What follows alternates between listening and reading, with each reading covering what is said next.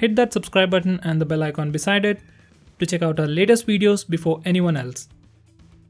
Hi there guys, I'm Nikhil from GreedyTech and these are the best features and some important tips and tricks for your Honor 7A. First, I'll be talking about the best features, then I'll be covering the tips and tricks section. So if you're bored anywhere, just skip ahead. But make sure you check out the tips and tricks section. Now with that said, the most noticeable feature about this phone is definitely its display. This phone packs a massive 5.7-inch display with HD+ resolution in the new 18:9 aspect ratio. So the bezels are considerably smaller at the top and bottom, just like the recent Redmi 5, Redmi Note 5 and the Honor 9 Lite. I wish the display resolution was Full HD+, but even this display is pretty good for regular usage like watching videos, browsing or regular social media apps. Now the next best feature about this phone is definitely its selfies. This phone comes with a single 8-megapixel front-facing camera with f2.0 aperture, and it does take some pretty good selfies, at least better than the Redmi 5 and the Redmi Note 5. These are some sample shots.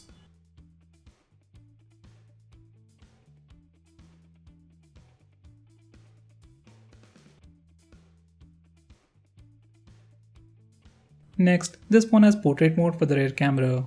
Now this phone comes with a dual camera setup with a 13-megapixel primary camera and a 2-megapixel secondary camera for depth sensing, and it does take some pretty good portrait shots. Here are some sample shots.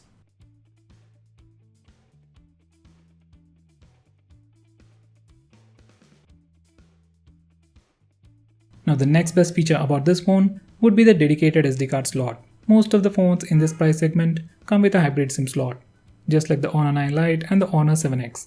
But this phone comes with a dedicated SD card slot, so if you want to use two SIMs and SD card all at once, this is a great advantage.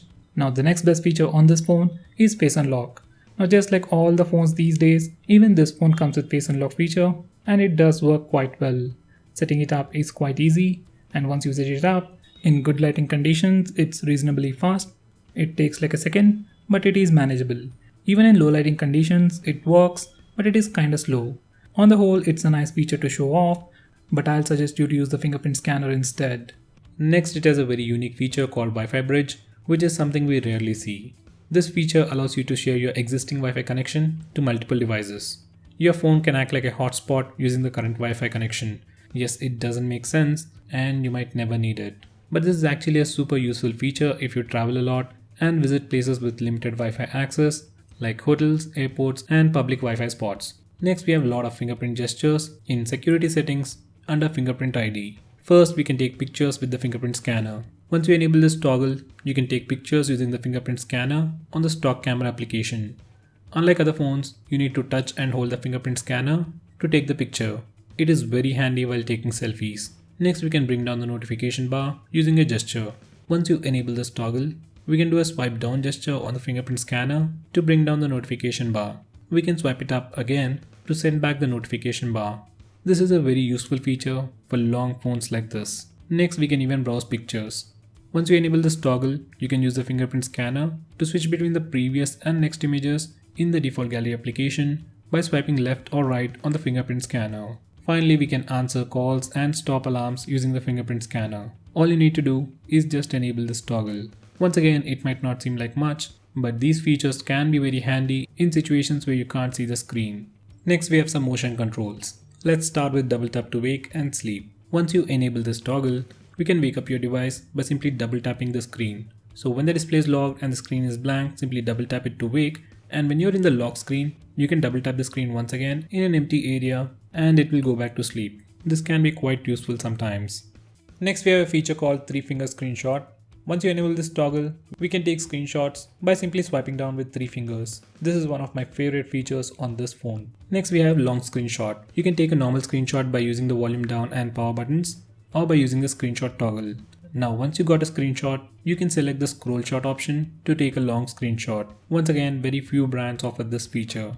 Next, we have the option to flip to mute. Once you enable this toggle, you can flip the phone for incoming calls, alarms and timers.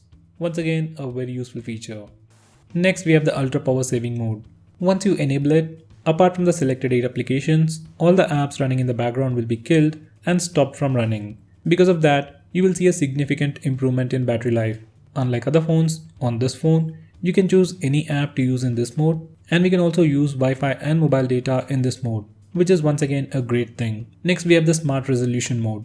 If you don't want to use the battery saver mode or the ultra power saver mode and still want to improve battery life, you can enable smart resolution. Once you enable it, it will change the resolution of the screen depending on the task you're doing. For regular tasks like calls and messages, screen resolution goes down, and for games and videos, screen resolution goes up, and thereby improving the battery life. Next we have the one-handed mode. This phone is fairly small in terms of form factor. It can easily fit in a single hand, but using it single-handedly is a completely different story. So in case if you want to use it in a single hand, you can enable this feature called one-handed mode using this toggle and swipe left or right on the navigation bar. Now you can use your phone single-handedly, and once you're done, you can click the blank area to make it large. Next we have a screen recorder built into the phone. You can access it from the notification toggles or by using a quick shortcut. You can press the volume up and power button both at the same time to start or stop video recording. All the videos will be saved at the same place where you can find the screenshots. Next we have scheduled power on and power off. I don't know who needs it, but we have the option to automatically power on the phone and power it off using these settings. Next we have the navigation dock. It's a floating bubble just like the iPhone with some quick gestures. You can touch it to go back, touch and hold and swipe left or right for recent apps, and you can simply swipe it or simply drag on it to move it around. We can use it individually or along with the navigation bar. Personally, I would go with the Pi control instead. Next we have a mode called Eye Comfort mode in display settings. Once you enable it, it puts a warm tint on the screen to protect your eyes at night. We can also enable it automatically based on time and even change the intensity of the tint. Next we have an app lock built into the system. As it is built into the system, it is more secure than third-party app locks. We can set a different password for app lock and also choose to unlock locked applications using the fingerprint scanner. Next we have File Safe, which is like a vault where we can hide files on your phone. Once again we can use a different password and even unlock the file safe using the fingerprint scanner. It's built into the system so it's more secure, but it lacks features. Personally, I use Gallery Vault. Next we have Ride Mode. Once you enable this feature, you just get two options. One is to make calls and another one is to send an SOS signal. Basically, you're restricting yourself from making any actions while driving. You can also set up auto answer by text and even track your ride. On the whole, a pretty interesting feature. Next we have Simple Mode. Now if this phone is going to be used by some elderly people, then simply enable this Simple Mode and everything on your phone becomes enlarged. You have large icons for apps, even the text is enlarged to make it easily visible for elderly people. Once again, not a feature for everyone, but might come in handy for some people. Next we have Game Mode. Now this is more like an automation application. Now using this particular feature, we can set up interrupts. Like when you are gaming, if you don't want to be interrupted, you can configure it from here. Next, we also have different power profiles like Smart Mode, Gaming Mode, and Power Saving Mode. So based on your preference, you can change these settings and get a better gaming experience and even save some battery. Now these are just the features that are currently available. We still have more to come, like the Party Mode, which allows you to play the same song from up to 8 Honor devices once they are paired together.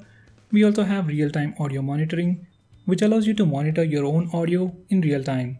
Next, we also have dual Bluetooth, which will allow you to use two Bluetooth devices at the same time. Now these few features will be rolling out with a future update. So guys, those were the best features. Now let's look at the tips and tricks. First, I'll show you how to display the battery percentage and network usage on the status bar. Now for that, go to Settings, then select App and Notification, and from here select the last option. Now from here, if you want to display the network speed, enable this toggle. Next, if you want to display the battery percentage, use these settings. I like to go with this. Now we can see the battery percentage and network usage on the status bar. It also has another toggle over here for pulse notification. That's for the LED notification light.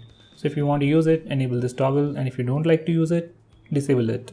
Next, if you want your phone to light up every time you get a notification, enable this toggle, and if you don't, disable it. Now, if you go back, we have this option for default apps. From here, you can change your default launcher, default messaging app, default gallery application, and so on. So if you want to change your default home launcher to something like a Nova launcher on this phone, you need to come over here. From here, you can change that. So guys, that's pretty much it for this video. If I missed out on anything important, do let me know by commenting below this video, and if you're planning to buy this phone, use the link in the description. It really helps it. If you want us to make any specific video, tweet out to us with hashtag AskGreedyTech on Twitter and I'll try to make it as soon as possible. I'm Nikhil from GreedyTech signing off. Have a nice day.